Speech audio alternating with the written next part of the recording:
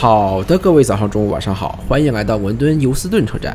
本次旅程我们要乘坐的欧洲之星列车，或者说英国高速铁路1号线，将从圣潘克拉斯车站出发，前往法国巴黎。旁边就是有着9又3/4站台的国王14车站。鉴于我们的列车开行还有一段时间，所以欢迎各位领导通过视频方式莅临检查英国高速铁路2号线，或者说 HS2 的建设进度。一句话概括，作为 HS2 的起点站，高铁尤斯顿站目前完全是国王的新车站，工地上一片荒芜，甚至连地基都没开始动。现有的尤斯顿车站曾经是伦敦第一个城际火车站，启用于1837年，并于上世纪60年代被重建成了现在这个无聊的黑色混凝土方盒子。高铁尤斯顿站将在现有车站西南侧新建，因此离尤斯顿车站很远就能看到被围起来的建筑工地。那我们就出发吧。由于车站周围商业和公寓密集， HS2 公司贴心地准备了行人通道用于穿行建筑工地。可能是围起来的时间实在是太久，仿佛在这座人造迷宫中找到正确的方向已经是乘坐火车前的重要步骤。高铁尤斯顿站是在拆迁了周围的民房和公园才有地方建造的，因此我们还能看到工地里还没有拆完的残骸，一直走到通道的尽头才是真正的车站项目工地。工地门口还有人看着，我们还是假装一般通过的路人吧。继续往前走，工地一侧的围栏上居然还开了小窗，方便路过的英国纳税人视察这片烂尾工地。他真的我哭死，放眼望去一片荒凉萧瑟的景象，建筑材料随意摆放，脚手架已经锈迹斑斑，里边看不到任何大型机械和人员活动。这工地的老板没和许皮带一起去踩缝纫机，实在是体现了英国的制度优越性。走到通道的尽头，就到达了工地的另一条边界。这里有保安，我们就假装一位迷路的路人来问问这里的情况吧。 Yeah, excuse me, I wonder where is the station? Which station? Euston Square? I mean the HS2 the railway station. Is that Is there? the This is Euston Station. Tram, underground, overground, train? everything. Is that the same station? It No, has they are the building- high-speed railway, No, they are building the new station here. but I didn't see the building. So it still be building. It's not The finished. HS2 is not finished. No. You can check on the middle of this walking path is a window there. So the Eurostar station is No. The Eurostar is from King's Cross, St. Pancras. Is a King. Go to France.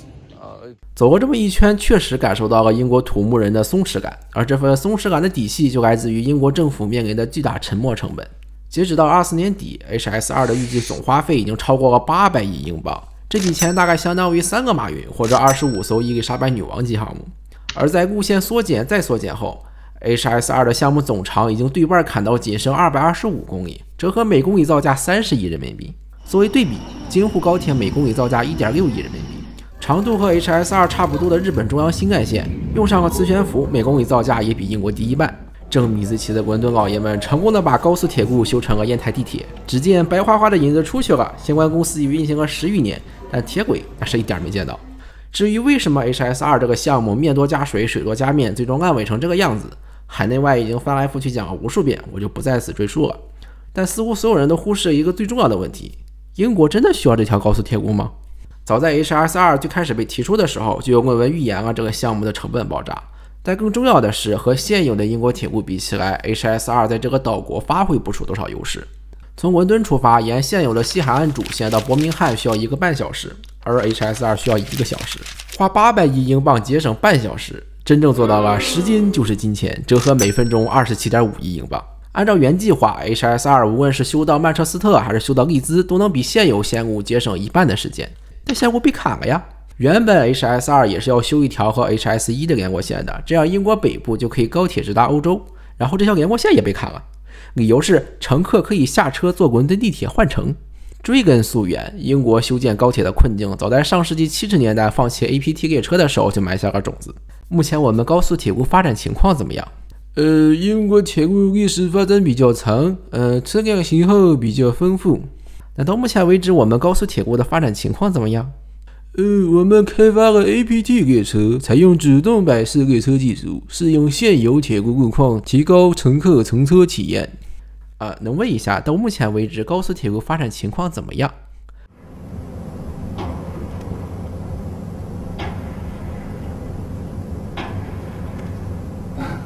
那么从2003年到现在修了多少公里的高速铁路？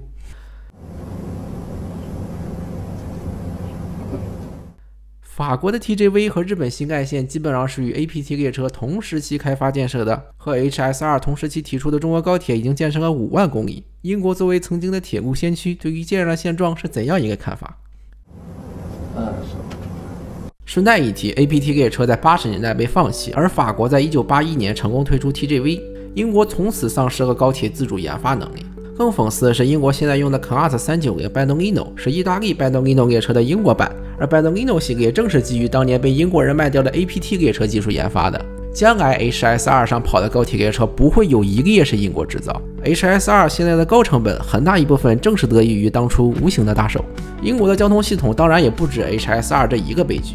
连接了利物浦、曼彻斯特、利兹的 HS3 被约翰逊政府改成了部分利用既有线，希斯国机场到盖特维特机场的机场联络线，或者说 HS Air， 则预计花费100亿英镑。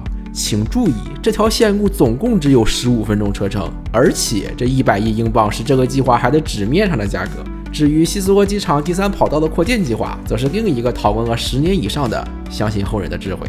我都不敢想象这些大白象工程要是真的建成了 Railcard 的价格会涨价多少。HS2 就像英国铁路发展史一样，不是管得太多或者管得太少，而是坐在唐人街10号里的人政策摇摆不定，缺乏远见的结果。在私有化和国有化之间反复横跳，领导层做决定从来不考虑科学，下面的人做工程又要上下其手，最后纳税人的钱3期分成，事情那是一点没做。当然我说的是英国，马克思就是在尤斯顿车站旁的大英图书馆里写下那句话的。历史总是重演，第一次是悲剧，第二次是闹剧，用来评价这个英国高铁2号线实在是再合适不过了。作为欧洲篇的第一个视频就先讲到这里了，我要坐的欧洲之星列车也要开始检票了。在圣潘克拉斯车站的欧洲之星候车室入口处有一架非常眼熟的钢琴，这个话题可碰不得，溜了。最后的最后，这个是零谈，我们下期再见。